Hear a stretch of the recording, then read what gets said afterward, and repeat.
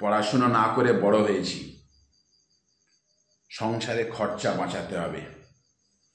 বাপি বলল এই 25শে ডিসেম্বর সবাই কেক খাবে, তা আমাকেও বলল কেক নিয়ে আসতে, পয়সাও দিল, কিন্তু কি কেক নিয়ে যেতে বলল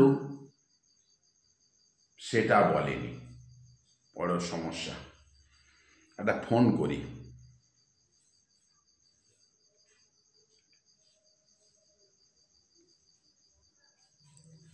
হ্যাঁ বাপি, আমাদের সংসার যেন কজন লোক ছিল, মানে আছে,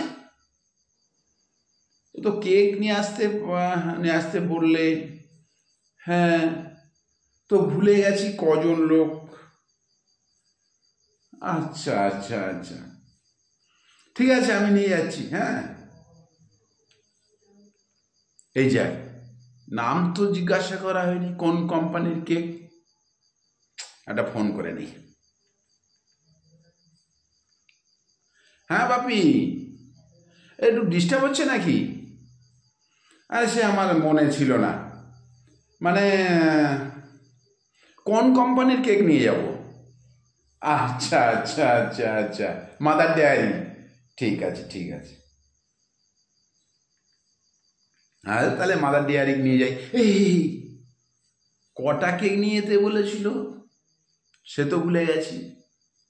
ফের ফোন করি, একটু ফোন করি।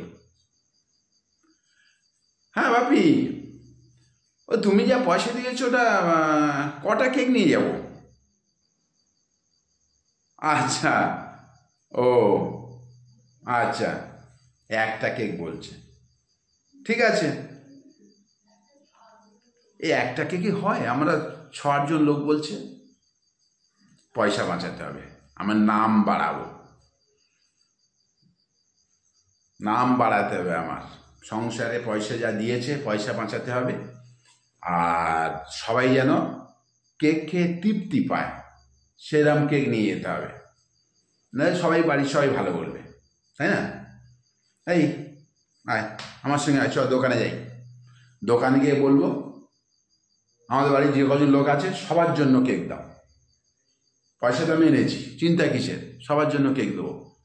যদি কিছু বলে আমি বলবো। হ্যাঁ ঠিক আছে, আরেকবার ফোন করি।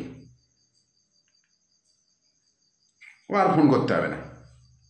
এই শোন, আমার কথা শোন, সবার জন্য একটা করে, মানে 6 জন লোক তো, 6টা বাপুজি কেক নে, গোটা গোটা কেক, সবাই খেয়ে খুশি হবে। আর সবার গোটা কেক হবে, সবার বাড়ি কেটে কেটে কেক দেয়, আমার বাড়ি গোটা গোটা কেক হবে। বাপুজি কেক নিয়ে গেলি, বাবা মা শুনে খুশি হবে। হ্যাঁ ঠিক, একদম।